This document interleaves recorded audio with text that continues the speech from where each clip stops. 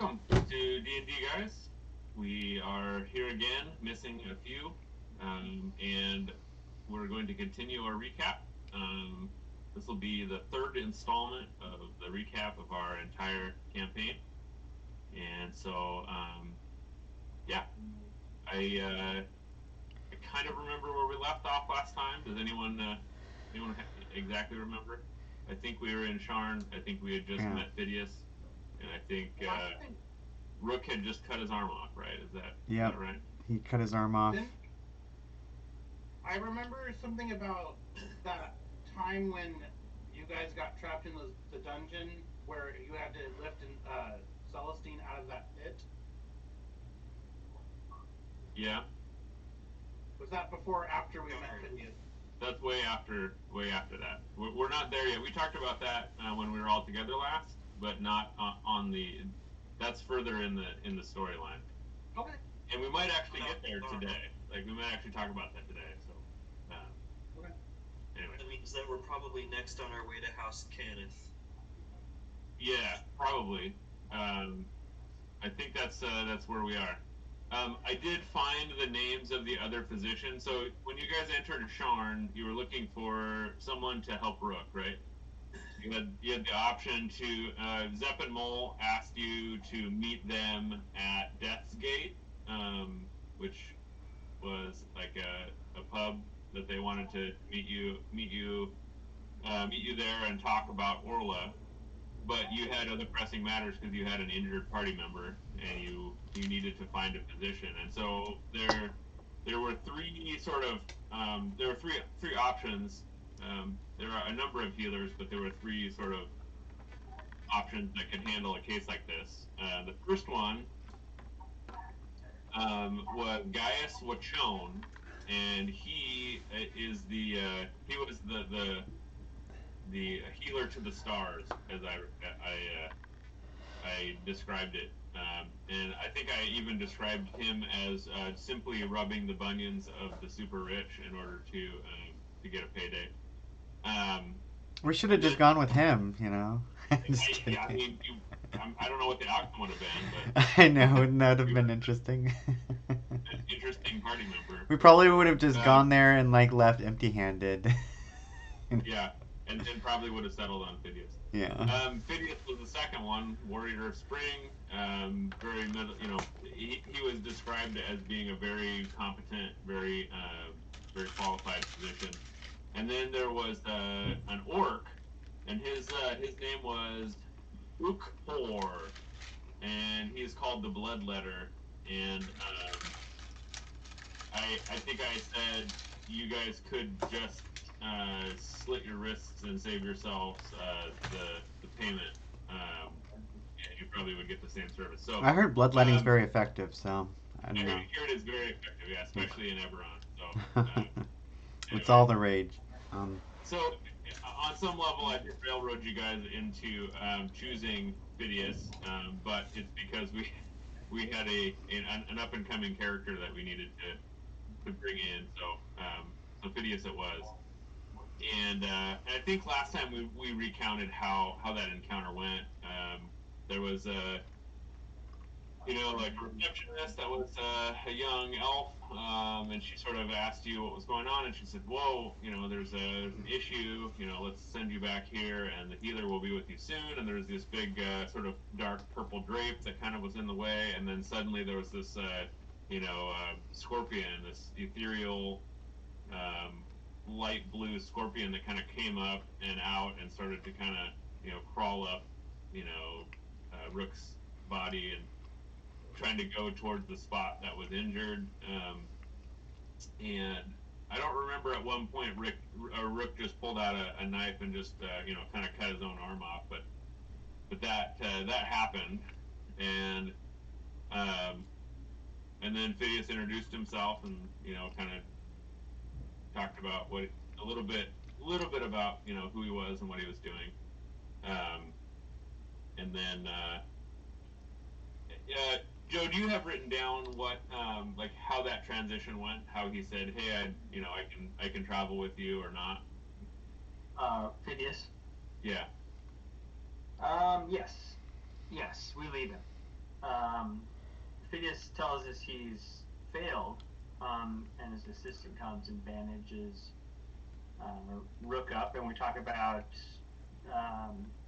alternatives to get him a new hand or something for Rook, and we end up going back to the Adventurers Quarter, where we're staying. We talk with Zep and Mole, and they let us know that Orla has been transferred to the Shadow Marshes, where Murtali is. And that's it. We leave Phidias. And then from there, we are going to go to House Cannon and talk to Merrick's. And so we go up like a lot of stairs and lots of gears. We get to this reception area, and Merrick's comes out, and he, with no introduction, he greets us, and he's like, "Oh my gosh, I'm so excited you guys are here. This is going to be great. Here, we just need you to sign this NDA." And he thinks we're there for a job, basically. And so we kind of agree. We sign these NDAs, and he's like, "Okay, great." And he sticks us in an elevator, and he kind of explains about the job we're supposed to be doing. And along the way, like as we're going, the guys whose job we just stole come in. That's right. The crew comes in right after us, and they were like very underwhelming looking. Like, it's a really good thing that they did not get this job, because they were just like, you'll see. So anyway, Merrick's tells us that he's been recreating the Gorgon seal of Canada in real life, a huge mechanical beast to walk through the streets. But it's gone wrong, and we need to kill it. So our elevator ride ends. We're like in his forge, his illegal forge, which is why we got to sign the NDAs.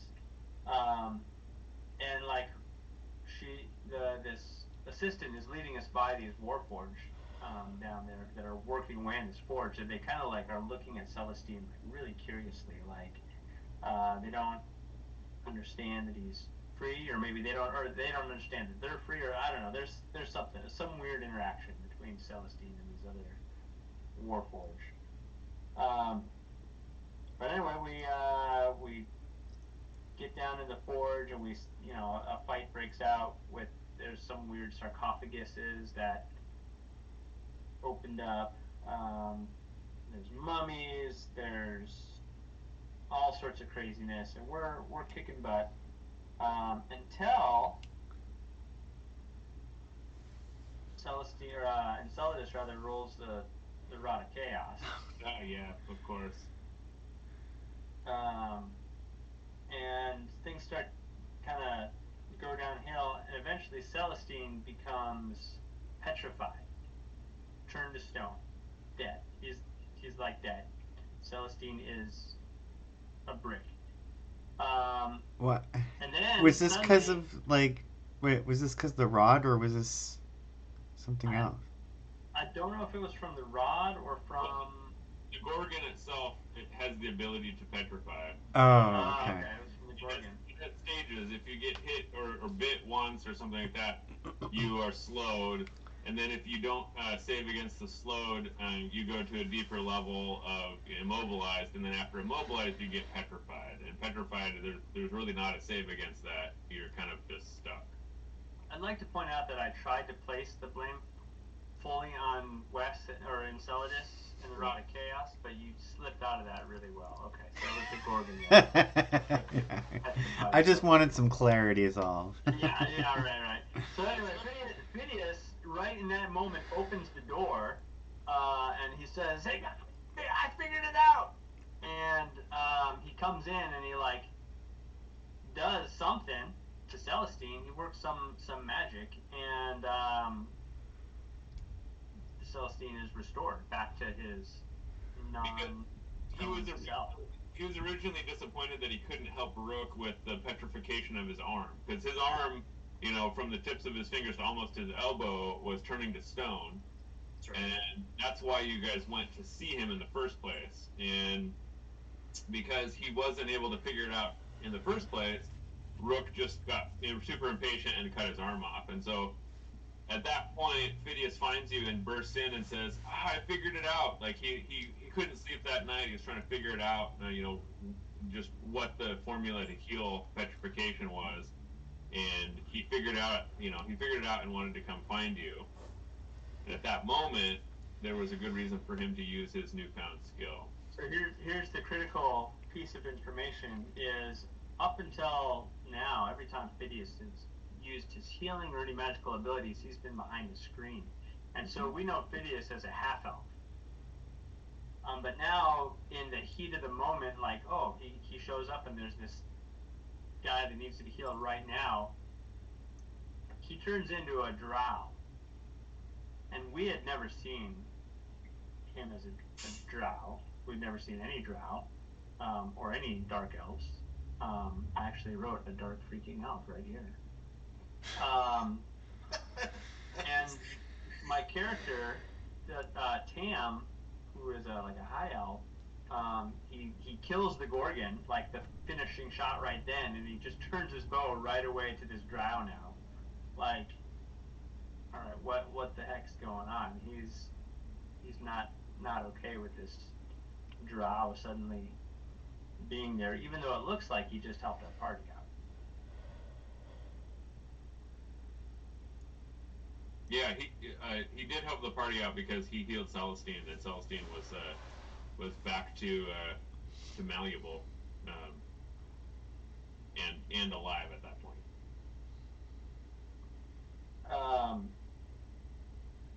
Is that the end of that? That's all you have for the end of the encounter? Yeah, no. So I mean, eventually, I think Tam, he puts his bow down, and Phidias goes basically through and heals everybody up. We finish the fight. We start dismembering the Gorgon. Gorgon climbs in and shatters the dragon shard, powering the Gorgon. And pretty much at that point, the room begins shaking, and we fear a collapse. Because we were deep underground at this point, so we decided to run. And right as we get to the door and this place is like shaking, we're trying to escape, a huge gray worm bursts up out of the ground. That's what was causing the shaking, not earthquakes, tremors, not the Gorgon, not the dragon shard, not the drow. Right. Yeah. Right. Huge. Yeah. It was, and that fight was pretty epic too. It was back to back. Yeah, and so this is, for reference, this is January, March, April, May. This is May 8th of 2017. Yeah.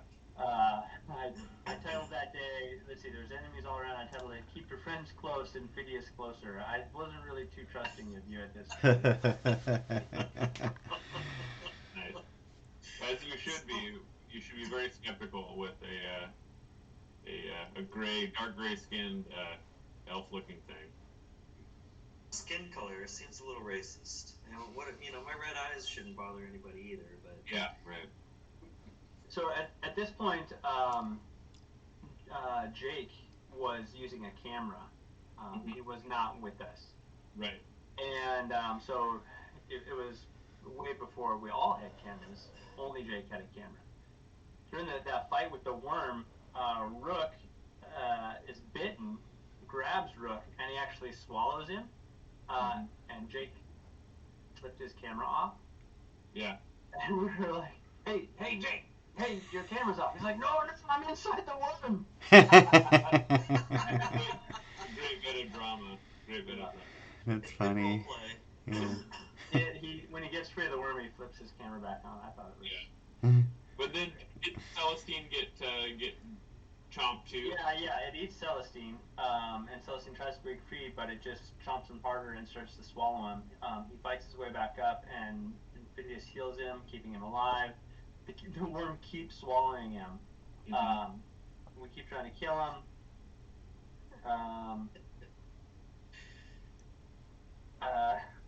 Celestine is basically just getting completely consumed by this worm inside the body. Yeah. I remember something about thought it was going to be able to fight out from the middle of the worm, and that just was not an option. Yeah. This was an extra tough worm. Basically, Celestine had maybe two turns to live. Yeah. Maybe. And then this is like, okay, we need to get a critical hit here, and we're rolling ones instead. It was not. Right. It was not done good. Yeah. Whole time just thinking the spice must flow. Right. At this point, Enceladus did roll her Rod of Chaos and helped us out by giving us all boils all over our body. That was really super helpful. Even the worm. Yeah. Even the worm. Boils on the worm too. You never know. Celestine dies inside the squirming, sick worm. Well, that's pretty I good. had that written down. Celestine dies inside. But wait, Phidias sits up. He's feeling better. Let's see. Celestine somehow is not dead. Phidias has some other ability. Pretty much we were all down. Rook was down. Tam was down. Celestine was down. Phidias sits up. He heals Rook. He sits up. He heals Celestine. He doesn't heal Tam. Tam just throws up. Enceladus is healed. And Phidias is like the only one attacking the worm at this point. And then finally Rook uses something, once he gets healed up enough, that blows the worm apart from the inside out. And Celestine is just lying there in the middle of a pile of worm acid within an inch of his life. And with his icy fell blade shattered. Okay. Yeah, so the cool new toy that he got from the Forbidden Forge in the Dragon's Chamber broke. It broke. It was in pieces, and Jake was the one that actually suggested that it broke. I didn't say anything about it, and he said, "Well, the fell blade probably didn't survive that, did it?" And I had the option to say, "Oh no, it's perfectly fine," or "No, it was completely destroyed." And I decided to say, "Oh, it was completely destroyed." But he completely teed that one up for me, and allowed me to. And I don't. To this day, I don't know. He's not here, so I don't know. Why he did that, but he seemed to be fairly insistent that it didn't survive the inside guts of the worm. So behind the scenes, had you talked with him about the fact that his weapon was OP and that he needed to? Not that I can remember. He might have a different story. I was thinking that at the time, but I don't think that I didn't come up and say, "Hey, I need your weapon to break." Like, we didn't have that conversation. So, yeah. He might have just been trusting that he would be able to repair it, or it would be repaired in a different form, and that's what ended up happening. He ended up having it remade into an arm mace, or a Morning Star sort of thing attached to his arm, but and it still had the same qualities. Just it had one quality less, and that was the slowing, the ice part of it that slowed the enemies. But I gave him extra range on it, so it has a range of 2. Because it's a ball and chain, and there's these shards of this spell blade in this ball, and I gave him range of 2, but I took away the ability to slow absolutely everything, which was the overpowered part of it. But that happened later. He didn't know that was going to happen. He just that was some good trust in the DM. Like, hey, this is a cool thing for the story. I'm going to get rid of my super cool weapon. Absolutely, yeah. Not everybody given that option would have taken the trust in the DM option. And I felt like I noticed that in the moment and thought, oh man, okay, he's giving me the ability to kind of, on some level help the overall, balance of the game and add to the story. So that was a good move on his part. So anyway, so this blade that he just, came to sort of, know as this just icy, icicle of death sort of thing, is broken now. The worm is destroyed. The Gorgon is destroyed.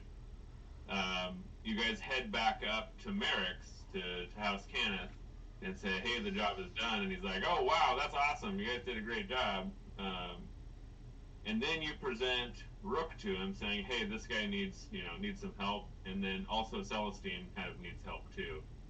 because he had the broken blade and could use some new armor. So this was also the point in a 4th edition journey that everyone was reaching level 11, and that's the Paragon level. So the first level is heroic. That's level 1 through 10. Level 11 through 20. Was it 21? 120. I think 21 is epic. Epic. 11 through 20 is the Paragon path, which is sort of the middle, because 4th edition goes to 30, and then 21 to 30 is the epic destiny. And so we were at a stage where everyone was had enough experience points to roll over to level 11, and so in the Paragon path, you get to pick, one of 7 or 8 different versions of your former self to kind of go in a direction, and some of them are they have different implications. They have sort of this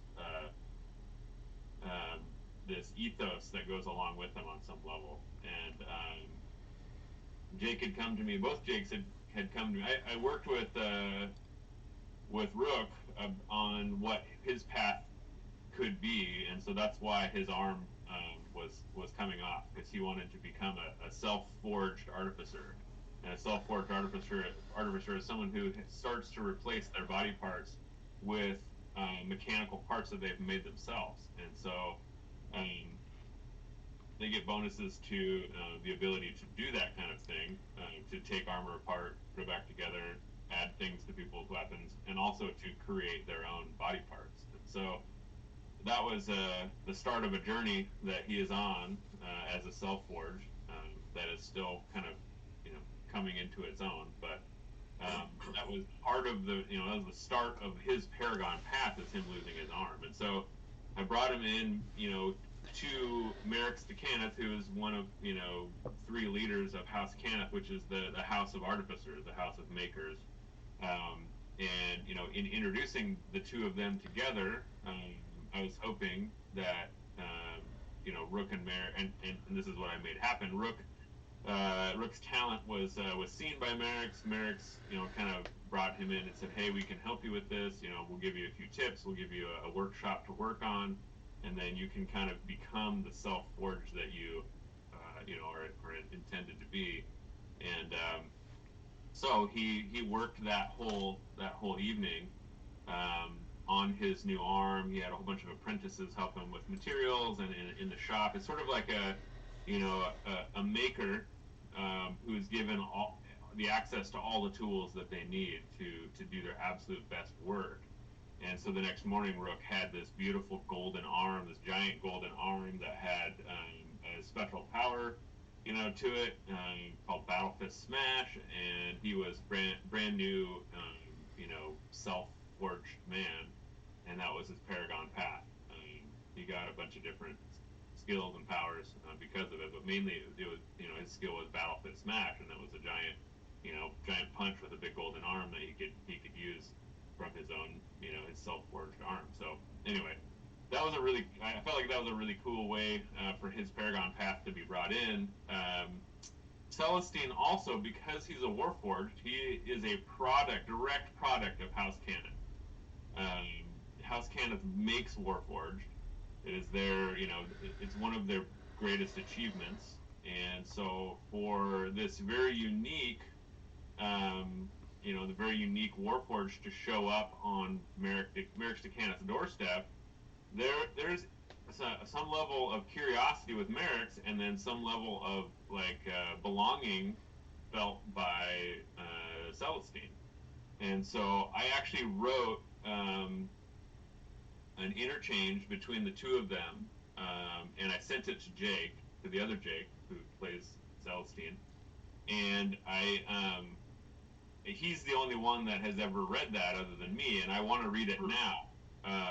And it's an interchange between the 2 of them that I wrote out to kind of play up the idea of Celestine saying, "Hey, I'm the only one of my kind, and I'm brand new in the world." And for Merrick to say, "You are truly unique, even amongst the creations that I have made." And so I want to read that now. Yeah.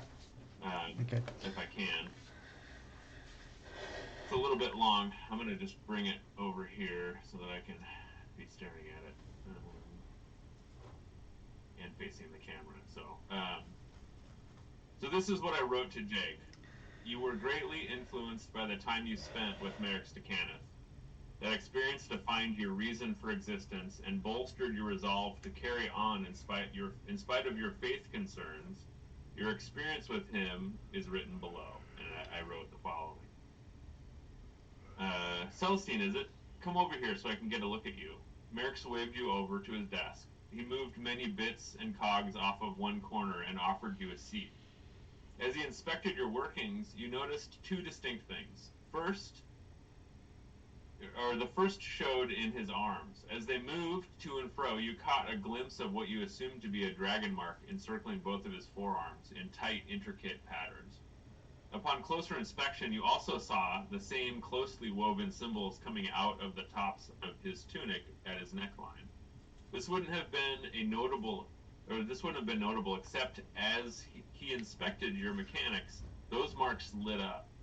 The symbols traced with metallic orange glowed strong just for a moment and then faded. The second thing you were keenly aware of is how unusually familiar Merrick seemed to be with your frame and components. His movements were punctuated with occasional or fascinating. The highly skilled artificer seemed mightily impressed with the work of your creator. He said, Celestine, I'm amazed at how well you've been assembled. I see the parts and connections that before I thought were impossible even. He sat back into his own chair facing you. His brow was furrowed and he continued, I know you're very new in this world. You likely don't know much about the things around you. I would say in that you might have an advantage over all of us. You were forged into a fractured plane at war. None of us are looking to peace or equality on a large scale. Unfortunately, most are looking for personal gain and will destroy anyone or anything to get it. I'm sorry, my forged friend, you have a frustrating journey ahead. Merrick sat for a long pause, just staring out the small high window in his office, and then he spoke. I'm at a moment of resolve, and I must share it with you. I would love nothing more than to spend the next year taking you apart and studying your workings, but unlike others, I believe above all, Warforged are free, sentient beings who deserve every right afforded to all. I instead wish to repair your components, answer your questions, and send you on your way. At some point in the future, I hope of finding your creator and working with them to discover the ways in which you came to be. If you ever encounter them on good terms, remember me and my request. First, do you have anything that concerns you? I wrote kind of in the first person for Celestine. It says, you have traveled with a group who is open and accepting of Warforged, so you didn't connect to the significance of the statements Merrick's made to you. After a moment, you spoke in a measured tone. I have only one concern. I don't want to hurt my friends. A look of slight confusion crossed his face. Why do you think you would hurt your friends? I am a paladin of the one true creator, forged to serve the god of our enemy, you reply frankly. Ah, I see. This never came to my mind. You are the first Warforged paladin I've ever met. When inspecting you earlier, I saw the holy forge in the center of your chest, burning bright, and only through you must have,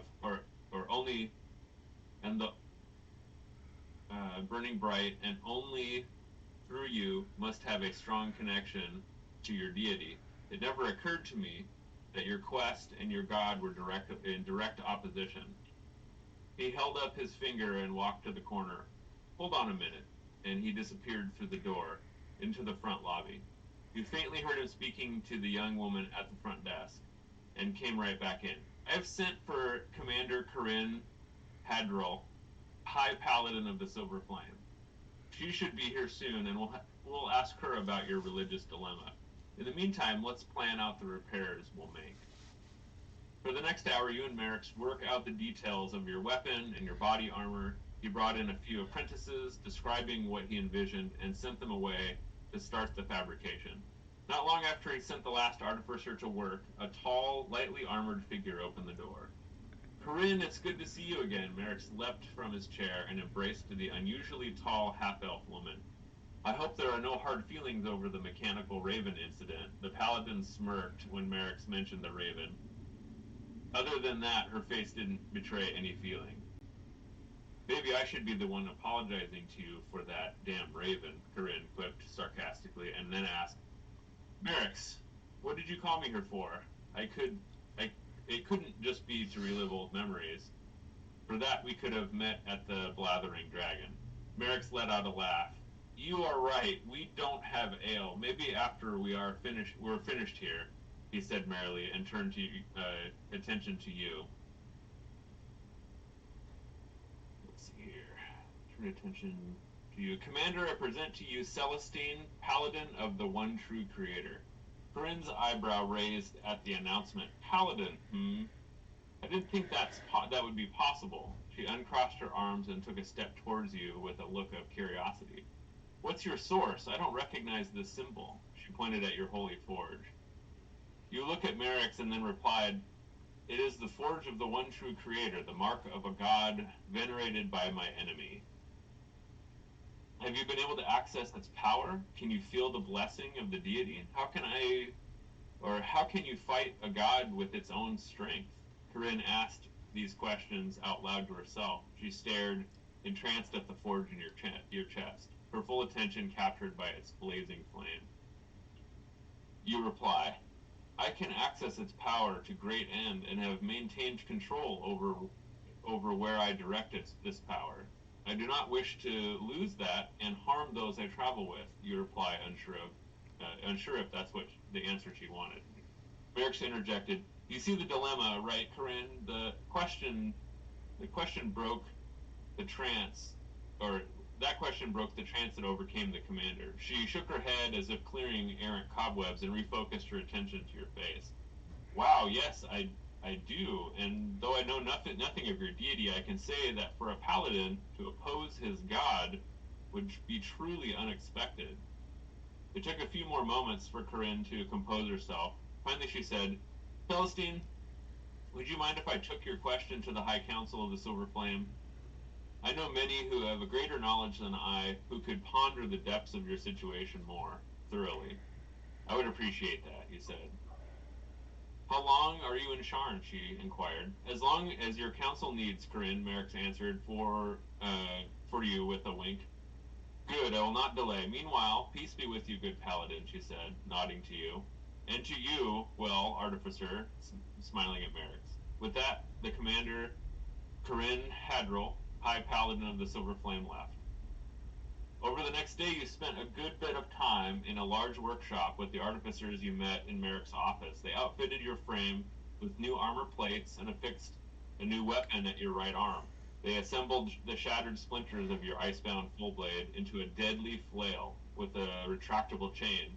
They're even able to maintain some of the qualities of your full blade or your fell blade originally had. These skilled crafters worked tirelessly, seeming never to need to sleep or to eat. By the end of the second day, the repairs and installments were complete. You shone bright and new, unlike any time you could ever remember before. About that same time, Merrick's himself found you. The commander is on her way, and I think she has a solution. He found yourself again in his office as he was inspecting you before. This time, the work of his artificers was under his critical gaze, and he said things like, interesting and well-crafted.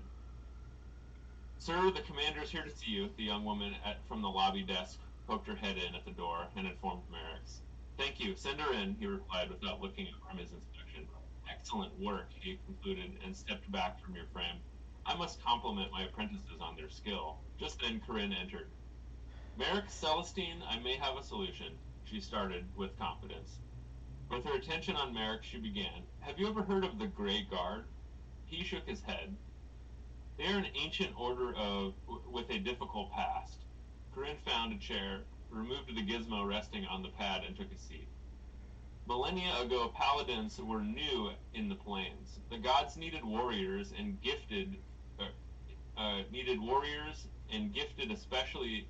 gifts especially attuned to mortals to access their power. At first, these select didn't know what to do with the gift and ruled in great selfishness and brutality. As with any power, almost all the newly blessed became corrupt and eventually destroyed each other, thousands of innocent people. The records are unclear, but at this point, it would seem the gods abandoned the pursuit of holy warriors. In the end, only a handful of paladins who understood the true meaning of this gift from the gods remained. By this point, their gods were silent, but the powers bestowed were undeniable.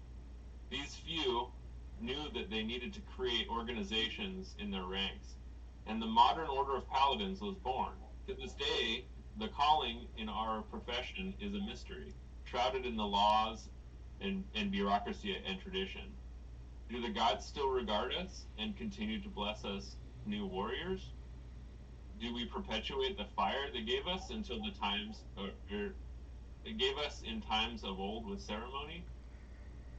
Herein lies the discovery of my counsel. In the early times, some paladins strongly believed that the gods no longer actively bestowed blessing on paladins, but it was the warriors themselves who took from the original blessing. Within that framework, they also maintained that they could use the blessing to any end, not just what they thought their deity wished, but what the warriors decided to do individually. This belief was not popular, and those who espoused this ideal were excommunicated from their orders, eventually coalescing into the Paladins of the Grey Guard. For centuries, they were committed to wielding the holy blessing in their way, for their cause. Many anti-paladins and black paladins were created from this holy neutral order, similar to the corrupt ones from history. Still, the Grey Guard maintained their theological position. Holy blessing is taken, not bestowed. Turin's gaze locked with yours. Celestine, though I fundamentally believe holy blessing is bestowed, in your case, I think you should take up the cause of the Grey Guard. In this way, you will be able to make action as you see fit, not as your deity might. From what little I have seen, you care for others over yourself, and I state with confidence, I have no worry of you using the freedom given by the order of the Grey Guard to selfish end. You're well suited to resurrect these ancient beliefs and walk in peace. Do you accept? Her words were like a healing salve. This new knowledge gave you a way to maintain who you were created to be, who you were created to be, and to help others with your holy power. Commander, I accept this charge, you said, and you salute Corinne. This is highly unorthodox, but as commander of the High Paladin of the Silver Flame, I hereby commission you, Celestine of the Grey Guard. Go forth, my forged brother. Live in the holy power and be free. She saluted you with a gauntleted fist, as only the Silver Flame do. Merrick's broke the formality with an impromptu group hug. It was awkward, but well received by everyone. Now we drink? He questioned. Shall it be the Blathering Dragon or the Minstrel's Bollocks? He asked with a wry smile. This is the full account of your time with Merrick's, Kenneth, and Shard. So, I know that was long-winded, but it was nice. It might give you guys a better idea of what Celestine was commissioned with when he was given his Paragon path, which is Celestine of the Grey Guard. Yeah. He had very much this conundrum between not knowing his deity and also having to face the potential that his deity was also the patron of this group, this enemy that he was trying to fight and to protect Eberron against. And so releasing him to a neutral, you make the decisions using your deity's power, rather than getting the blessing from your deity and the direction and an inspiration from your deity at the same time. So that's why we chose the Grey Guard for Celestine. So, That's cool. Yeah. I think Merrick's also kind of said something about, hey, the 12, like if you're going to the 12, you can borrow my ship. Right. Do you have written down, Joe, what... Well, the only other thing is he provides that he knows about the Serrani, Mm-hmm.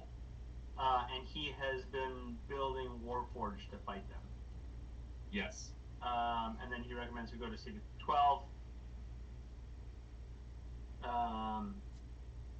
We talk equipment a bit with Zepp and Mole.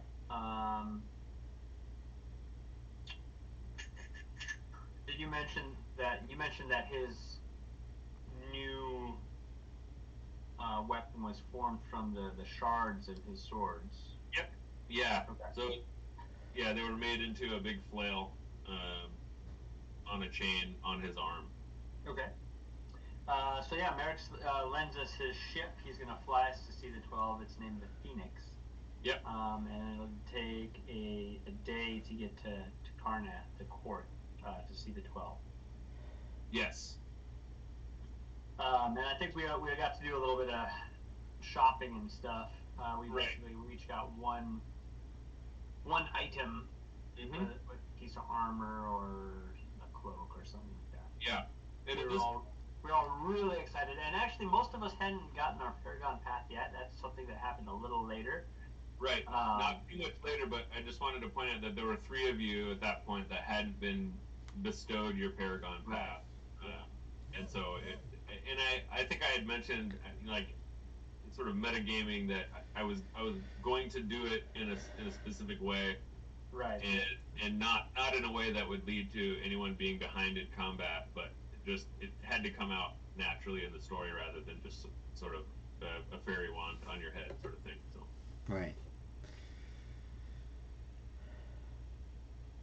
Well, anyway, along the way, of course, it can't just be a happy trip. Even in Merrick's Decanith's ship, Right. we get attacked. Sky hooks and creatures pulling themselves up off the side, flying. Yeah. Yeah. Yep. At this point, Enceladus uses her Rod of Chaos, and in this air battle, what does she sprout? Flowers. Wings. Oh, Wings. yeah, that's right. I forgot. That's right. Wings. Yeah, she can fly. Very conveniently, and it was totally random. You can hover it. That's so funny. Yeah. That's so, I remember that. Yeah, that was nice. That was super nice. I think there was griffins. There were griffins, yes. And this is the first time that Rook got to use his battle fist. Yeah, that's right. Anyway, so there's griffins. We fought them. They go spiraling down. They were. I'm not sure if we knew at that point that they were from the Miners Guild or not, but.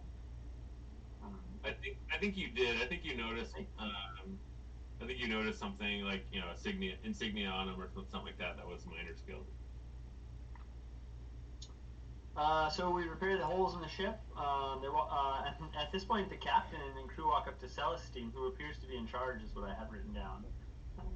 We arrive safely in Korth, and at the floating citadel of the 12. So, Wes, is there any way for you to pull up the map? Yeah. Because I want to show, first I want to splash Sharn, where you guys came from, and then I'd like to go all the way up to Korth and show where Korth is. So. Okay, so I'm So zoomed. first, if you can zero in on Sharn, I'm Yeah. just kind of. Okay, yeah, so we can see that. And then I'm Okay. going to go ahead and start zooming out a little bit here. Yep. Korth is and then I'll start splashing Korth. It's the capital of Karnat, and it's just north of the Mournlands. So. Okay. Let me zoom out quite a bit here first. Okay. Takes me. I'm just gonna keep splashing Korth. Okay, so I'm. Are we supposed to be able to see that? No, you don't see it. Oh, okay. Okay, so I can Unless see. you're in Oh, there it Roll20, is. Okay, yeah. but, I can see it Oh, now. Yeah. So we see Korth. okay. So Korth is where the Citadel of the 12 is located. It's flying above a big wooded park in the middle. I have another picture of Korth that shows where it is, but it's not a huge deal.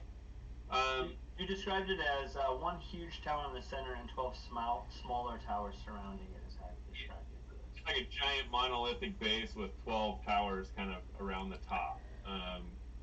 And in the center, you can see the top of a dragon shard kind of poking out through the roof of it all, kind of in the middle. And it's a Sybaris dragon shard. It's sort of a light iridescent, sort of purpley cream color, whereas a dragon shard or a kyber shard is deep purple, almost black. Anyway, they're just different types of dragon shards. And when we got to the tower, I have written down, "Welcome to Justin is a punk." I had that written down because we had just gotten these new magic items. I was really excited about my armor, and at this point in the game, magic items were pretty much like the coolest thing ever to me. Yeah. And then we get to this tower, and they say, "Okay, you got to take off all your magic items and equipment and put them in this locker." And like, I didn't want to. My character did not want to do it. I didn't want to do it. But eventually, like, everyone did. They gave up their stuff. I don't know. I'm sure that was just a security measure that the 12 needed to, like, ensure the safety of everyone inside their citadel. But my character stripped down to his loincloth Yeah. in an act of defiance. So I strolled into this fancy place with these big wigs and my skivvies. Right. That's totally right. Yeah, that is exactly right. Anyway, we went in and they went to fetch Usador for us. Yes. They take us into a huge coliseum with a floating dragon shard. Mm-hmm. We follow Usador. The floor lights up, and he introduces himself rather calmly for a change, since usually Usador was He's a man of many names. boisterous. Yes. Um, That's totally right. So he reveals there are 10 other wizards currently. He's one. He is of House Madani. Is that right? No. Yes. I'm sorry. Yes, he is. He is of House Madani. And his real name is Rindle, I think. Anyway, all the 12 are. He says that all the 12 are working together to thwart the Serrani. Yes. They captured one Serrani, took his weapons and armor, but he disappeared from his cell. Yep. And then we talked about all sorts of things. Sorry, go ahead. They still had the weapons and armor, and you guys wanted to sort of inspect it and look at it, and it was sort of a lacquered wood. It wasn't made of metal. It was a sharpened, lacquered, sort of grayish colored wood. And you guys were kind of impressed. And then the other thing that he brought you to an area where there was this kind of like a big stone planter. And he had told you what was in that chest. You know, that fight you found on the road when you were traveling with Tad, where there were some wizards and there were some other guys, and you didn't know who to fight with or who to fight for. And there was that treasure, that little chest that the bandit stole, jumped in a small rowboat and went down the river and escaped. They recovered that chest because the two dead wizards that were there were two of the 12. And so it was Bob the Blue, Bob Lorander, and Timor the Green, or Timor de Jarasco. And they were protecting this treasure. And so Usador sort of said, hey, let me show you what was in that treasure chest. And so you guys went down into this area where there was this big stone planter, and out of it was growing this gray, kind of sapling. that was pretty much the same color as the lacquered armor and weapon that you inspected earlier, and it was this living sort of like planted tree thing that kind of screamed at you, and and so Usador went on to describe that this is a seed we got from the plane where the Serani live, and it seems like they use these to make their weapons and armor out of, and it's sort of like living wood. That's sort of the conclusion that they had come from. But it also had to be kept really cold, like the stones and the everything Right. were kept really cold so that it could grow. It only grows in the living wood only grows in the cold temperature. So anyway, Living wood, also known as a tree. also right. But it wasn't a tree. But it wasn't a tree. I know. No, it totally wasn't. So anyway, yes, that's exactly right. There is a section where they sort of commission you. They commission all of you guys to kind of, help them with this fight, with this insurrection, or this, invasion rather. And the rest of you three are sort of given your Paragon paths, and I think I wrote that down somewhere here. I put some of my clothes back on before the ceremony. Yes, right, At some point, having felt awkward standing there in my underwear as a sign of defiance. right, exactly right. Let me see if I can find that spot.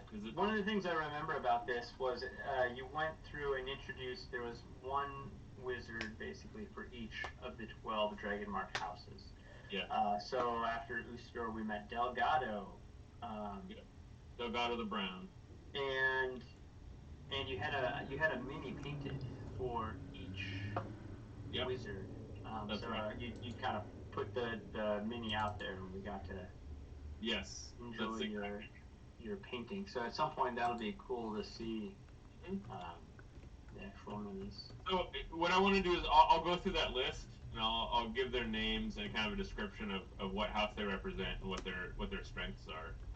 So Usador, he's called Usador the Black, or Rindal Madani, or D Madani, and he uses light and shadow and illusion and investigation, because House Madani is about shadow, and I think it might also be healing, but I don't remember. Anyway, he also had a really long name that he would introduce himself by, and I don't know if I can remember the entire thing, but it is Usador, Wizard of the 12 Realms, or the 12 Realms of Karnath. 12. It was the 12 something of Karnath. Master of light and shadow. Yeah, he was a manipulator of magical delights. Anyway, it went on and on. It was funny, but now I forget what it was. But I should have written it down. He represents House Madani, and then there's Delgado the Brown, which you had met in the Bull's Blood Inn, and he is Delgado de Cannith, and he's representing House Cannith, and he is very much an artificer. He is really good at constructs, animating magical machines and magical mechanics. He's a dwarf. Usador is a half-elf. Delgado's a dwarf. And then there are some that have died and are replaced. And let's see here. So Bob the Blue was he died, but he was from House Lorander, and they're magicians of the weather and the elements and elementals. So they're usually operate all the flying machines or the things that have elementals attached to them. And then there was Timur the Green, who also died, and he is of House Jarasco, and they are a healing house, and they specialize in growth and animal husbandry and healing. And then there's John the Purple, John Orion, and Orion is about teleporting and portals and the lightning rail, and very much about the powers of the Kuiper dragon shards that you can find underground. And then there's Warden Aemon Wolfskin, who's Aemon de Vidalis, and he's of House Vidalis. They also, they're about animal husbandry and shepherding, and about the stars, and about natural creatures. And then there is, so House Flaren used to have a mage in the House of the 12 called Mordain, and House Flaren is about shape-changing and illusion. And Mordain was in the library one time, and he read a book that he shouldn't have actually read, and it changed him forever. It was a book of flesh weaving and necromancy, and he went crazy and left. He left the 12 and became a legend. He became something that the kids the moms would tell their kids at night to scare them. He became a fairy tale, and lives somewhere in the western part of Corvair, and so he was replaced by another mage in the House of the 12. He's been missing for quite a while. But his name now is Mordain the Flesh Weaver, and he'll come into the story in a little bit later. But anyway, I think there's even a song written about Flesh Weaver. I've heard so. There's even a song written about him. And from House Deneth, there is Leith and Jove Morningstar, and that's a brother and sister. And their house is skilled at martial skills, invisibility, and perception. They're humans, and Leith is the sister, and she is mute, and Jove is the brother, and he can speak, and Leith and Jove can communicate telepathically, and they fight as one unit on the battlefield. I put two miniatures together that kind of had some sort of like kinesthetic synergy as far as their movement on the battlefield, and so I'll show that later at some point. And then there is House Galanda. It's Karth the Hospitable, the halfling. He bragged when he was introduced that he helped build this flying citadel and a lot of the other large structures that you see in some of the major cities. And House Galanda is about masonry, carpentry, and hospitality. So most of the inns that you see in every town were made by House Galanda and run by House Galanda, because that's their specialty. House Kundarak, given the Stolid, they're about alchemy, binding, and warding. He's a human, and he's very much about making potions and stuff. And then there's House Civis, which is a gnomish house, and Tankus the Silent, or Tankus the Civis, is representative of the 12 there. And Tankus the Silent lives up to her name. She is completely silent, and speaks to you via telepathy. So that was sort of a fun thing for her to do. And then finally, the 12th house, the one that's hated, especially amongst our group here, is House Thrash, and that is it's the house that supports the Miners Guild. And Nargu Rockturner, who also will become important in the story at some point here, is the representative in the 12 for House Thrash. And House Thrash is mainly known for being able to find things, but they also have gotten into mining, witching, scrying, and prognosticating, but they're mainly good at finding things. So those are the 12. And actually, that's the 12 in the state that our adventurers found them. They have since changed as the story progressed, and those changes will be revealed at some point. Anyway. But I'm trying to remember how the Paragon Paths were bestowed to the other three. I know for sure that Leif and Jove Morningstar sort of. Tam was interested in these two, martial artists that were training in their training room, and so Tam went and sort of studied with them for a little bit, and they taught him some martial skills, because a ranger, at least in 4th edition, is a martial character, and they gave you the Battlefield Archer title. They taught you enough to be able to teach you that skill. And then and then they summoned us. They had given us some time to roam about and do some stuff. We took care of some business. But then we're summoned back to the Colosseum, and there was crowds of people. Before there was not crowds of people. Now there was like crowds of people. And I have written down, they're basically looking at us saying we are the Great Hope. Those are my words.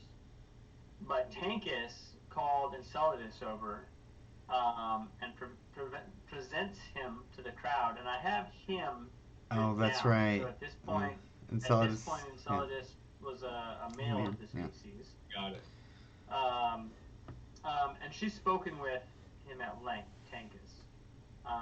So she calls him into a new identity, introducing Enceladus, the entrancing mystic, and the crowd just goes wild. The crowd went wild. And I have in the parentheses here a quote: "He has much to say, though he says very little." Enceladus does? That's what I have written down. I think that must be. He's a man of few words, I guess. Words are incredibly important, but said with restraint. Yeah. And then at some point during that,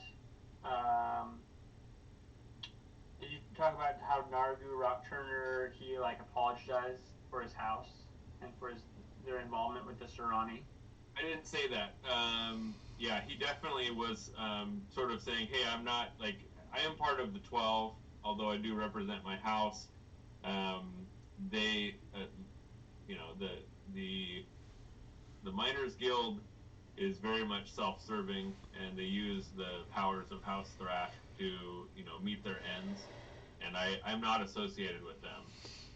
And so any animosity or fear you have regarding the Miners Guild, don't put that on me, because I don't represent the Miners Guild. I represent House Thrash in the Citadel of the 12.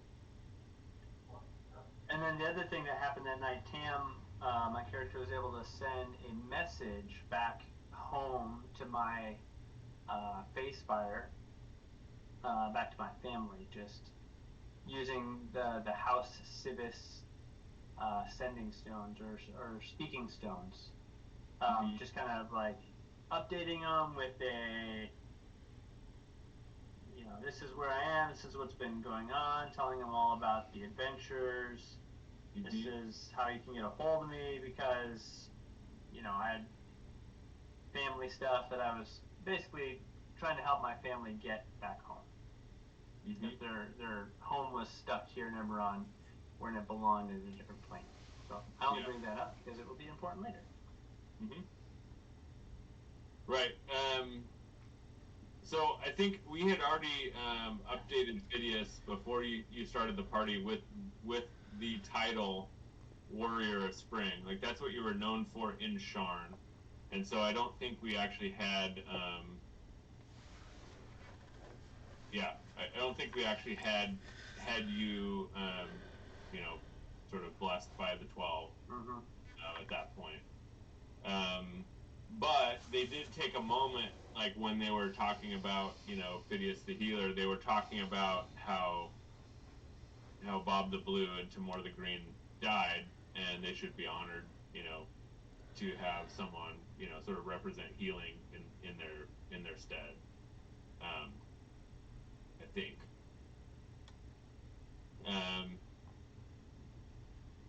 And then kind of after the ceremony, there was this bugbear, Corval. Or no, they told us of this guy who runs a place called the Dead Before Morning's Inn. Yeah. Well, I think they first introduced. And they introduced. I have next here is a little goblin is presented to us. Yes, that's right. Right. So first, Nargu Rockturner kind of says, "Hey, I have this little guy." Or no, it was Eamon Wolfskin, because he's a druid. Right. He kind of brings this little goblin guy up and says, "Hey, I don't know what to do with him. Can I send him with you? Like, is that okay if you travel with him?" Oh yeah. and yeah. That's right. It was this little goblin that could turn into bugs, and was his name is Daffodil Stinksap. He had a nickname. Remember that? It was this little druid goblin that He liked pickles. Eamon was sort of like, I don't know, I could take him back to the heart of the heart of the world, or the world tree, but I don't really know what to do with him. Maybe you guys can kind of help him along if you don't mind. And you guys were fine with that. Since some of us were fine with that, since Alec, the player who was going to be playing Daffodil, had been sitting with us patiently waiting for some time. Probably months, yeah. Waiting for his character to be introduced. My character hated him, since his, that spire that I was telling you about was constantly under attack by goblins, and I was totally a racist. I didn't like drow or goblins. Right. So Celestine talks with Usador in private, and the group talks with Jaunt, except for Tam. Tam went for a little trip to the surface because he's a little punk. Yep. Right. So Daffodil Stinksap joins the party. His nickname is Daffy. He really likes. Well, his nickname is Pickles or Daffy, because he really likes fermented foods. He loves to eat. He's like Garfield and Dennis the Menace in one. Very mischievous, very hungry, and has sort of a funny little voice. So, but he could do things that this DM didn't anticipate having to deal with, which we will definitely talk about when we get to those spots. But having the ability to turn into a swarm of bugs at any time, which means you are the size of a swarm of bugs and can get through any passage, any prison bars, any crack in the wall you want, made it a little bit harder for me to imprison him for any reason. So and that comes into play at some point later. So at this point, talking with the 12, you guys are well rested, you're bathed, you're smelling nice, and you are introduced, like Jaunt the Purple, who is Master of Portals and Kyber Dragon Shards and teleportation, brings you into her office, and she says, "Hey, like, Usador has talked to you about, hey, we want you to be our A team. We want to be able to send you to this different plane to try to take over or to try to figure out what's going on with the Serani. And they identified it as the Plane of Solitude. And Jaunt, because she is a master of portals, she said, "Hey, I'm working on this portal that we can get you to this plane to kind of do your investigation. I just need some Kyber Dragon shards to power this thing." Right. And she says, if you have some, great, but also there are some in the Demon Wastes. And Wes, for a moment, are you able to bring up the map? So yeah, let me bring it up. Okay. So the Demon Wastes are in the northwest. Okay, yeah, we can see that. The Iceborne Mountains. Yeah, so it's a little bit up here. And especially, there are several different, pits to hell in the Demon Wastes. And so those scars open up the ability to find these Kyber Dragon shards, which are buried deep in the earth. And Jaunt the Purple, who also was an Eladrin, and I remember Tam having a hard time with that fact, because Tam is also an Eladrin, and he sort of was like, she's a girl, I don't know how to talk to her. What should I do? Should I don't know. She was a little bit intimidating to Tam, the character, not Joe the player, but she was intimidating to Joe the player too. Okay. Awesome. Anyway, she said, we'll send, we can't teleport you, but we'll send you there so you can grab the dragon shards, and then we can power this portal so that you can help us, kind of be our hands and feet in this fight against the Serani. And you said, of course we will. Sounds like a great idea. We'll do that. And so you kind of agreed and moved that direction. So I'm trying to remember if there's any. I think at this point, Rook, Jake pulled me aside as a character and said he wanted to tried to figure some things out. My dog's barking like crazy. Okay. Rook said he wanted to kind of figure some things out about his family origin, and so he went to the library in the Citadel of the 12 and did a little bit of research to try to figure out more about where he came from, because he's now a revenant, an undead dwarf, and doesn't remember anything before his death.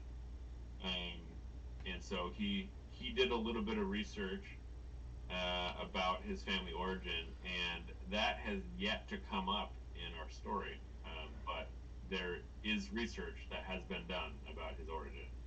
So he knows something now that he's. So he knows some things, and he just hasn't shared it. Brought them up. Okay. So, Joe, what I was saying is, Rook's character did a little bit of research when they were at the Citadel at this point on his family origin. Yeah. And he found some things out that have not come to light yet in the story, that he knows about that no one else knows. Well, that was only December 11th, 2017. Yeah. And now it's July of 2021, so I'm sure any year now that information is going to be coming to life. Focus of the story, yeah. Right.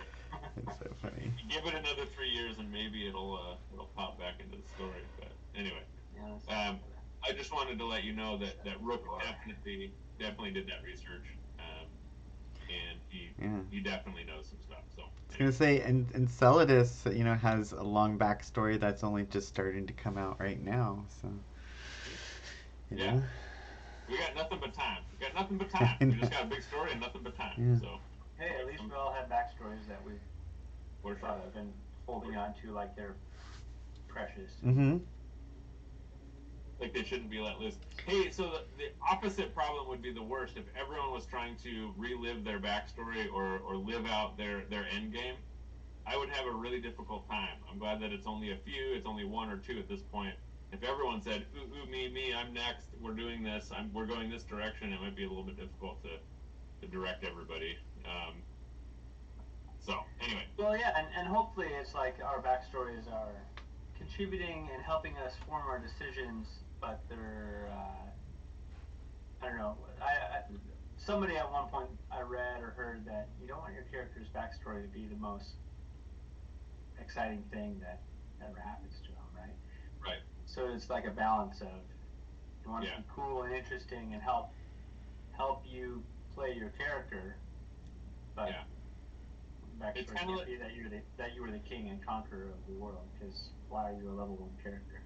For a DM, it's helpful if your backstories are second string until you're called up to varsity. Like you're called up to be, you know, a player at that point.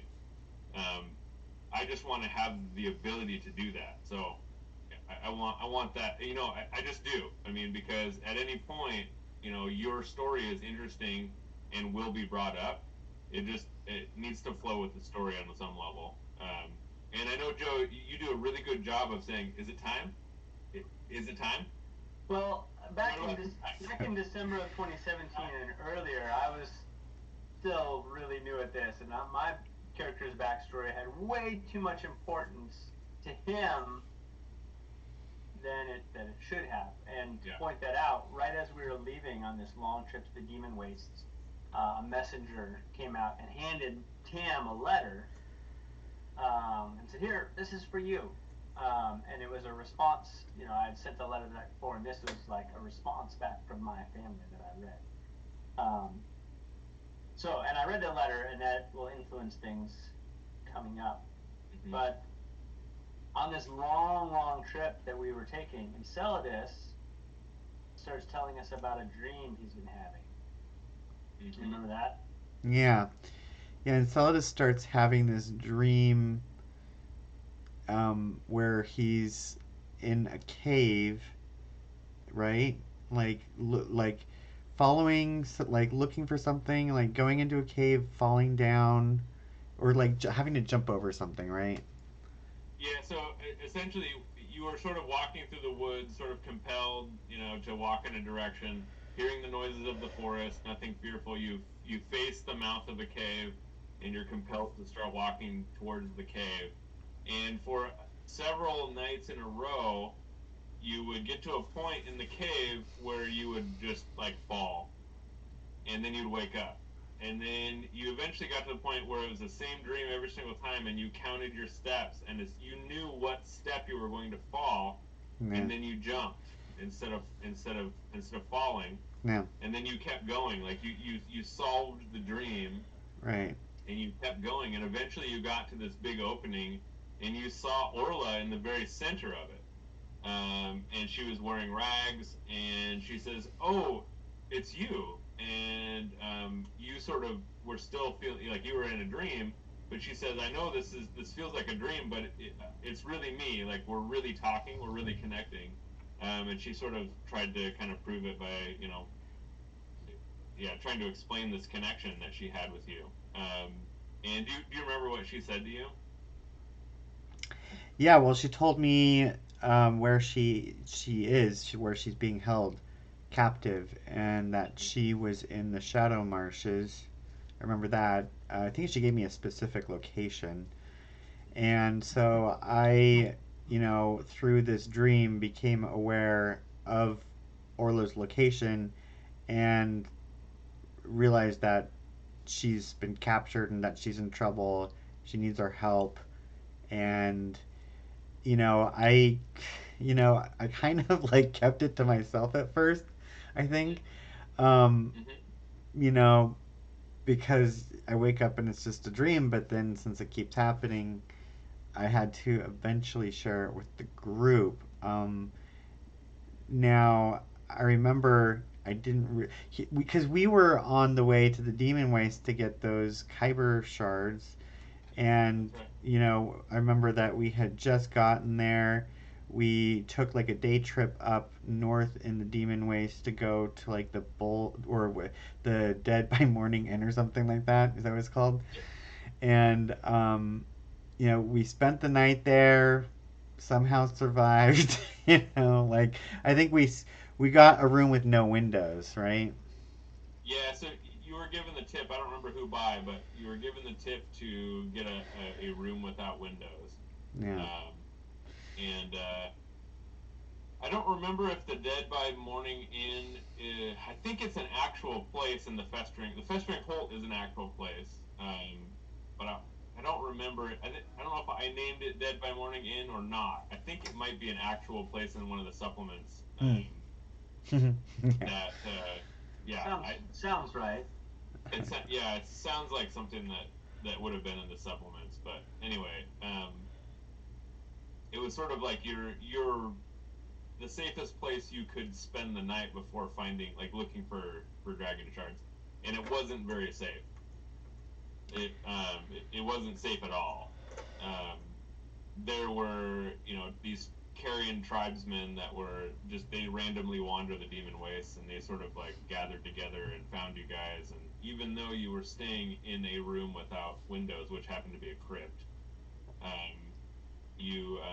you still found yourself in a battle with these crazed tribesmen. But yeah. before we get there, there was one other yeah. thing.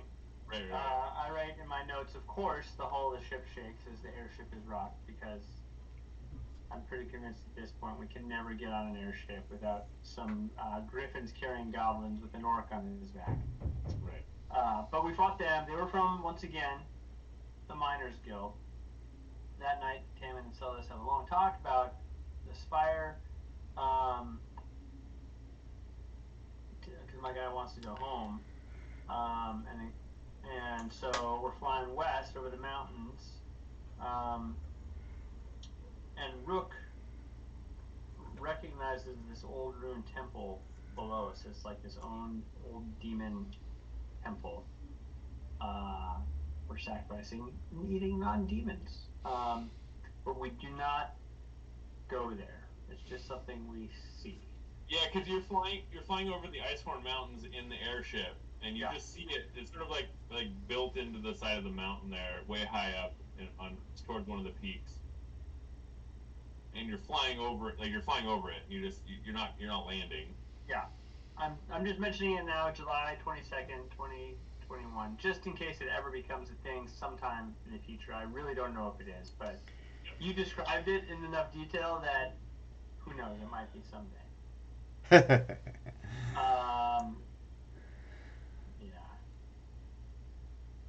Right as we're about to land, Joe, me, the player, realizes that, oh man, this letter that I got that Justin wrote, and I had read it for my character. It said, "Hey Tam, guess what? We found a way to get your family home. We found a way to get you home, and you can basically accomplish your mission, your end goal. All you got to do is come on back home." And I realized right then that Tam would not continue on with you guys, and so everybody jumps off this airship one by one until only Enceladus was left. And I stopped and I said, Enceladus, I can't go with you here. And I gave him this whistle that we had been using, and I said, hey, I'm sorry. I got to go back to my family now. Yeah. And that's it. The ship turned and went back to the 12, and you guys all left without me. And I did not expect to do it right then. Actually, it kind of was spontaneous. So it was a surprise to everyone. I got all emotional about it because I didn't plan on doing that. But, yeah. Tam leaves the party, and Celestine was really cool about it. He was totally understanding. He was like, "Oh yeah, Tam, what a good guy. I understand. We're no, that's the opposite of what he meant. I have. Yeah, that's right. Celestine says, "Well, we don't need cowards in the demon waste." Says, yeah. It must be nice to belong somewhere like that. I've never experienced that. So, and I was out. Yeah. So. Then you started walking off to the Dead by Morning Inn. Yeah, yeah. The one thing that I think I remember reading The Mountains of Madness. Like when I described that ancient facade that was in the mountain. I think I remember having read The Mountains of Madness recently and thought that'd be a really, really cool thing to bring in. So that was probably That's a H.P. Lovecraft. Yeah, right? H.P. Mountains of Lovecraft. Madness. Yeah, and I think that's one of my favorites of his. I just love the build up, and I love I love all of it. It's so good. It's so scary good that I've forgotten all about it. I'll have to go and review.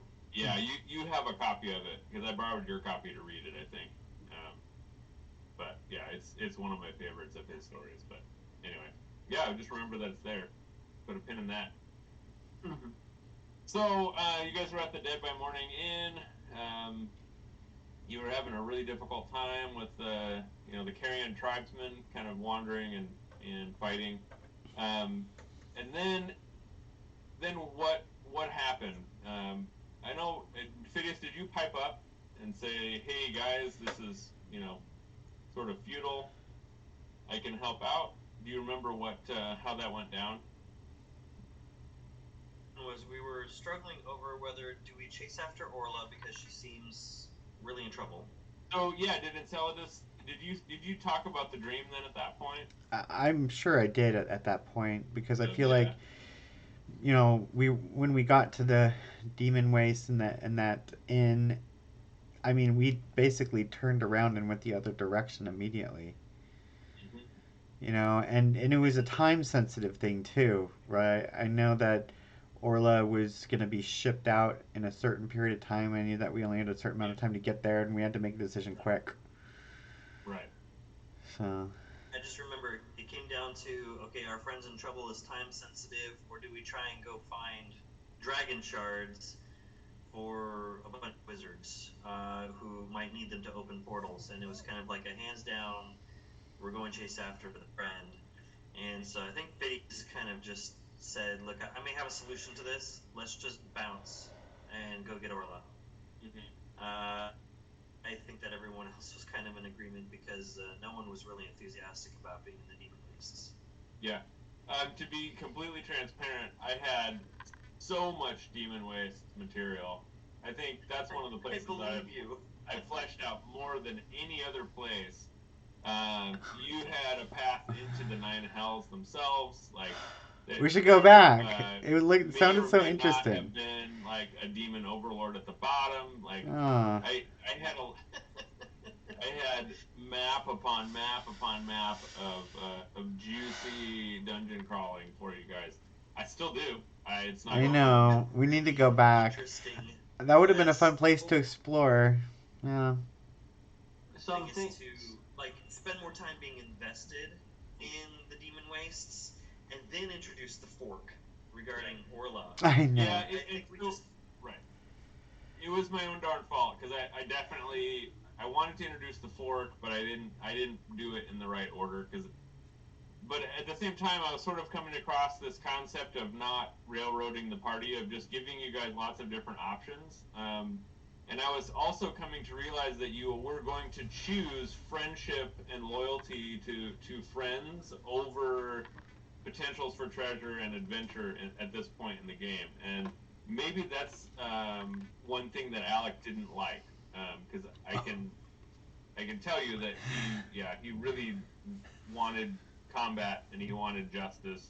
He didn't want everyone being wishy-washy about friendship and about hugging and about love. So it might have been the start of the end for him, even before he was a character in the game. But I speak for him, and I don't mean to.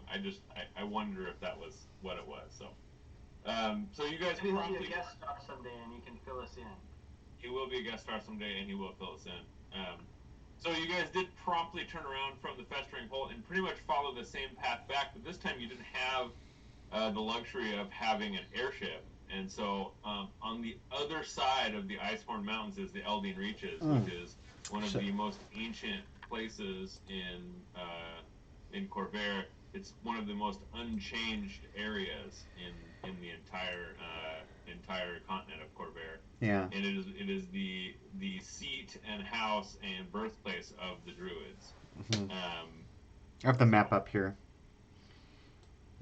Yeah. If you bring the map up, I can sort of talk about, like, you guys crossed at some point in the Iceborne Mountains, kind of like, you know, one of these spots over here, and then you kind of followed the mountains in this direction, because you knew that you were trying to get to the Shadow Marches, which were, you know, kind of in that direction.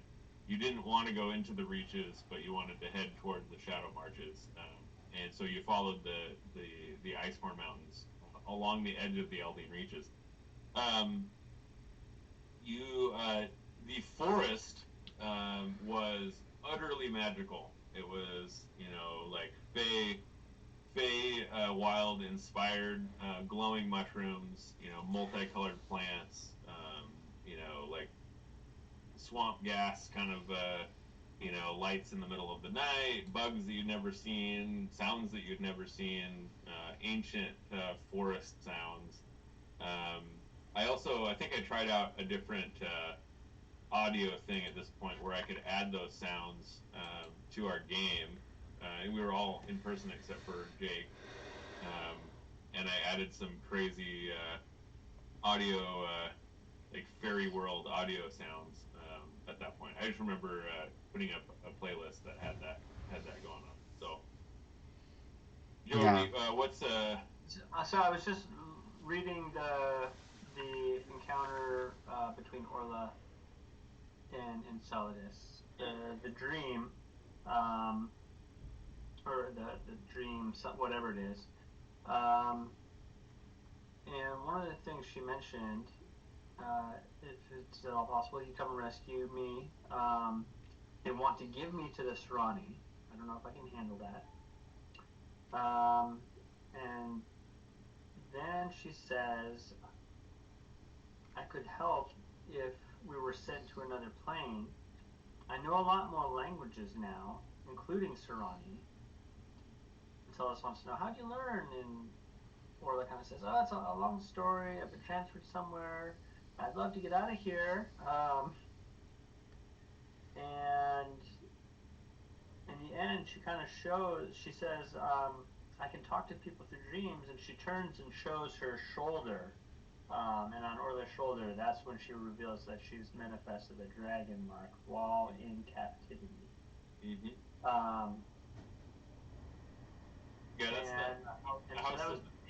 Yeah, and so that's the first time that we saw her dragon mark. Mm-hmm. That's all I was. Yeah, that's a good thing to point out, because she has in the time that she's been away from you guys, dragon marks show up in times of trial, in times of learning, in times of stress, or just naturally on their own as you grow. Sometimes you're born with them, sometimes you're not. Sometimes they skip generations, sometimes they don't, but for the most part, they follow genealogical lines and the house lines, and she just so happened to manifest a dragon mark of House Civis, which is a very powerful mark. It was the reason why they were able to connect via dreams, sort of like her own personal speaking stone, the ability to connect to Enceladus through a dream. Was because of her dragon mark manifestation. And somehow she communicates that there's a 1 week window to Enceladus, like they're going to move her in 1 week, so they have a week to get there. And then Enceladus tells the group, and their responses were, Celestine says, well, Occam would want to save Orlan, regardless of what a coward he is. Tam would want to as well. Phidias says, I will defer to your better judgment. Pickles says, I'm pretty hungry. Brooke says, I'm with you guys. And Phidias says, let's go do the right thing. So that was kind of how the conversation went. For sure. Given time, I think we should probably pause here and pick it up next time. We didn't get very far, but Well, we definitely covered a lot of backstory for yeah. some of the characters. We made it from Also- Sharn all the way out to the Demon Wastes and kind of towards and then Orla. headed back again. Yeah, right. So So with our And next, pretty much that's. I mean, there's another fight. yeah, That's pretty much the end of book 1. okay, So awesome. Emily? The fight. So I'll describe the fight real quick. You guys kind of run into. Was it the Children of Winter that you ran into? Was that the fight? Yeah, that's in the start of book 2. But yeah. Okay. When was there the Guardians? You remember the Guardians with their Vorpal blades? Was that the fight yeah. you're talking about? Yeah, I mean that's coming up. We could. Okay. Yeah, we'll save that one. We'll save it. Yeah, we'll totally save it. But the Eldeen Reaches are an incredibly magical, very, very much, kind of mysterious, ancient forest area. And you guys were just on the skirts of it, right along the mountains, and you still experienced the strange bending of time and the weird apparitions that you see in the forest that's run by the druids. So, anyway, We had by this point started a live pool, a list of people who we no longer were with, and the live pool is who will we encounter again while they're still alive. So we have names on here like Kalamachia, Orla, Jason Tobias, Tad, and then as the person is found, we cross it off like we did. What is your definition of alive though? Like, you Yeah, know. right. So we still have a live pool going. Is their flesh up and walking upright and moving? Does that count? do they have to be conscious or? I know. I updated the live pool last 2020 Windy Point. We did not update the live pool, so before our next session we should update the live pool and see what everybody's guesses are on who they think we will run into alive next. That is a great idea. Yeah, I like that. For those that are watching us on YouTube or whatnot, thank you for watching.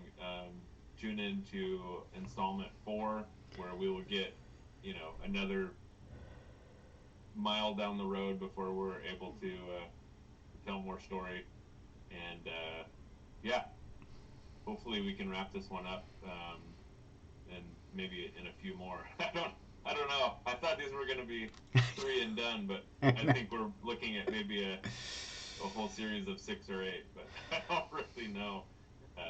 There's so much more to do and talk about in this recap. There is. It's a lot. But tell us what you like in the recap. Yeah, For sure. because at some point we're going to tell more story, and then we're going to need to do more recaps. So what's the important stuff? Is it the fight scenes? Is it the dialogue? Is it the funny stuff? Is it the monologues? Tell us what you like. Is it the behind the scenes stuff?